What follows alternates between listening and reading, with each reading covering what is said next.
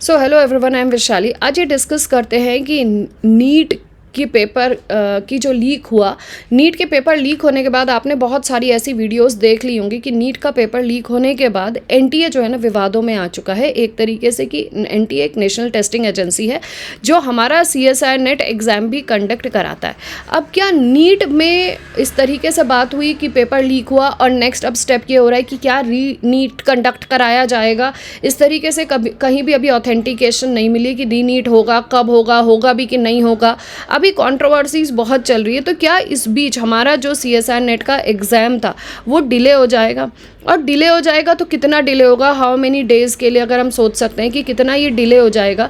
दूसरा क्वेश्चन हमारे दिमाग में ये आता है कि क्या हमें इस टाइम को किस तरीके से यूटिलाइज़ करना है। तो ये पूरी की पूरी वीडियो उसके ऊपर है कि how we can utilise this time. As you know the exam, I think this will be going to delay, क्योंकि ऑलरेडी बात ये हो रही है कि एनटीए दोबारा कह रहा है। एनटीए ने अभी तक कहा नहीं है कहीं भी कि रीनीट करवाएगा, लेकिन बाकी ऑथेंटिक सोर्सेज ये कह रहे हैं कि रीनीट के लिए प्रेशराइज एनटीए को जरूर कराया जाएगा। तो that is a huge difference, क्योंकि देखो एनटीए जो नीट का एग्ज़ाम कंडक्ट कराता है, नीट के एग्ज़ाम में करीबन हमारे जो सीएसआई नेट के स्टूडेंट्स हैं उससे कहीं ज़्यादा स्टूडेंट्स जो हैं नीट के एग्ज़ाम्स को देते हैं। और दूसरा, जो नीट के स्टूडेंट्स से बनने वाले स्टूडेंट्स होते हैं वो डॉक्टर्स होते हैं। आगे जाके हम ही जब बुढ़े होंगे तो हमें ही देखेंगे ना, इंडिया को ही सर्विसेज सर्व करेंगे।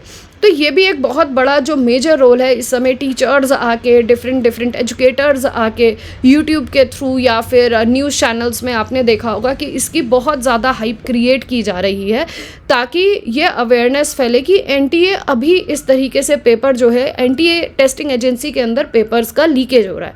नो द प्रॉब्लम इज़ कि क्या सीएसआई नेट का नहीं हुआ। सीएसआई नेट का भी पिछले 2-3 सालों में आपने देखा होगा कि 2 बार तो आराम से पेपर लीक हुआ। इस बार तो गेट की भी इंफॉर्मेशन थी कि गेट का भी पेपर शायद लीक हुआ, लेकिन वो बात बंद हो गई क्योंकि स्टूडेंट ही इतने कम रहते हैं गेट के एज कम्पेयर टू या आईआईटी जेईई एंड नीट वाले जो स्टूडेंट है। अब हमारा यहाँ पे जो इस वीडियो में मैं डिस्कस करना चाहती हूँ वो ये डिस्कस करना चाहती हूँ कि अगर एनटीए पे इतना प्रेशर क्रिएट किया जाता है कि एनटीए में भी देयर आर द कंडीशंस कि एनटीए जिस पर्टिकुलर एरियाज़ में जहाँ पे कंट्रोवर्सीज आ रही हैं या जहाँ पे पेपर लीक की कंडीशन आ रही है सिर्फ वहीं पे कंडक्ट कराए, या फिर मार्किंग में कुछ लिबर्टी दे दे, या फिर सेंटर्स में प्रॉब्लम आई वहीं पे ही नीट कंडक्ट हो। तो at any how there is a huge pressure on National Testing Agency also. अभी सीएसआई नेट का पेपर इतना बड़ा तो नहीं है कि वो सिर्फ सीएसआई नेट को लेकर सोचेगा। और दूसरा वे ऑफ थिंकिंग हम देखें तो 16 मई ऑलरेडी हो चुकी है। हमें लग रहा था कि 15 मई तक अगर इंफॉर्मेशन आ जाती है नोटिफिकेशन की तो करीबन 1 महीने से लेकर आपका 40 डेज़ का टाइम लगता है between your exam and your notification, क्योंकि आपका सिटी इंटीमेशन आता है, एडमिट कार्ड आता है, करेक्शन विंडो ओपन होती है, बहुत सारी चीज़ें रहती हैं। तो करीबन 30 डेज से लेके 45 डेज का टाइम तो लगता ही लगता है एग्ज़ाम को कंडक्ट कराने में। 16 मई ऑलरेडी हो चुकी है, तो 16 जून तक एग्ज़ाम फिर भी होने की थोड़ी बहुत 16 के बाद ही मतलब गुंजाइश थी कि हो सकता है। अभी तो 16 में तक कोई नोटिफिकेशन नहीं आया। तो आई श्योरली थिंक, और आप लोग भी कमेंट करके मुझे ज़रूर बताना कि आप लोग क्या सोचते हो कि एग्ज़ाम कब तक कंडक्ट होगा। तो अब लग रहा है कि शायद, मुझे पहले लग रहा था कि जुलाई, जिस तरीके से एग्ज़ाम का नोटिफिकेशन नहीं आया तो जुलाई मिड वीक तक एग्ज़ाम जा सकता है, लेकिन जो ये कॉन्ट्रोवर्सीज नीट की हुई हैं उसको देख के लग रहा है कि जुलाई एंड तक एग्ज़ाम, या फिर जुलाई एंड तक मोस्ट प्रोबेबली एग्ज़ाम ना चला जाए। तो अब ये भी हो सकता है कि एग्ज़ाम जुलाई मिड से जुलाई एंड तक भी शिफ्ट हो सकता है, बिकॉज नाउ आई थिंक कि एनटीए के लिए CSI net is not a priority. अभी के लिए उसको पहले जो कंट्रोवर्सीज नीट की हुई हैं उसको रिजॉल्व करना ज़्यादा ज़रूरी होगा।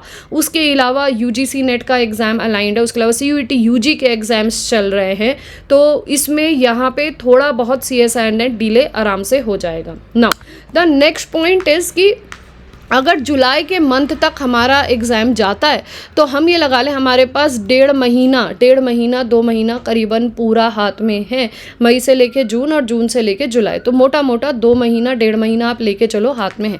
इसमें अब आप लोग इस टाइम को ब्यूटीफुली यूटिलाइज़ करो, यूटिलाइज़ दिस टाइम। ये मत सोचो कि एग्ज़ाम डिले हो रहा है, क्या हो रहा है, तो तुम ये सोचो कि मेरा तो फ़ायदा हो रहा है ना। Not take the advantage of this delaying of exam.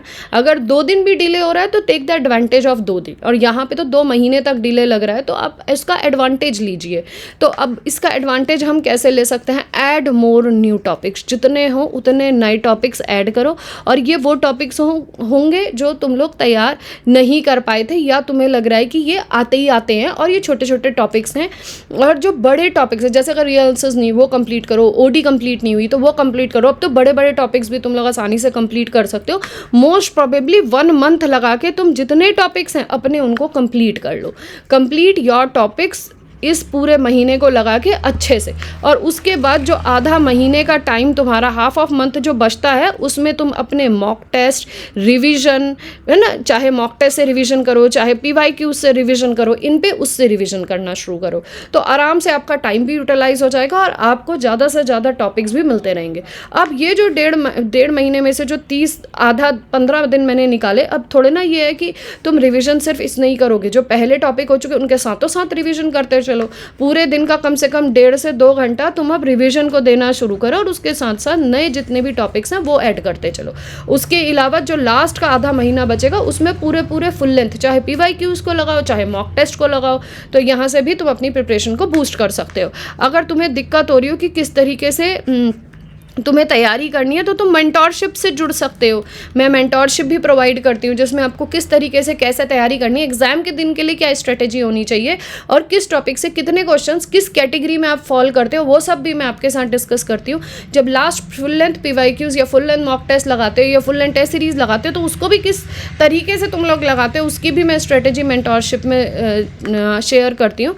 अगर आप उससे जुड़ना चाहते हो तो मेरे नंबर 338338 से कॉन्टैक्ट कर सकते हो। इसके अलावा मेरा प्रैक्टिस बैच मैं स्टार्ट करने वाली हूँ, जो प्रैक्टिस बैच हमारा स्टार्ट होगा 25 जून से, जिसमें हम PYQs एंड न्यू क्वेश्चंस के डिस्कशन करेंगे। अगर आप इससे जुड़ना चाहते हैं तो भी आप मेरे इस व्हाट्सएप नंबर पे कॉल कर सकते हैं। आई होप इस वीडियो से हेल्पफुल आपको रही हो, लेकिन प्लीज़ मुझे ये ज़रूर बताना कि तुम्हें कब तक लगता है कि एग्ज़ाम जाएगा, और दूसरा ये बताना कि अगर एग्ज़ाम के जैसे दिन बढ़ रहे हैं, 15 दिन या 1 महीना एग्ज़ाम डिले हो रहा है, तो तुम उसको किस तरीके से यूटिलाइज़ करने की सोच रहे हो, कमेंट में इसको ज़रूर बताना। So thank you for watching this video.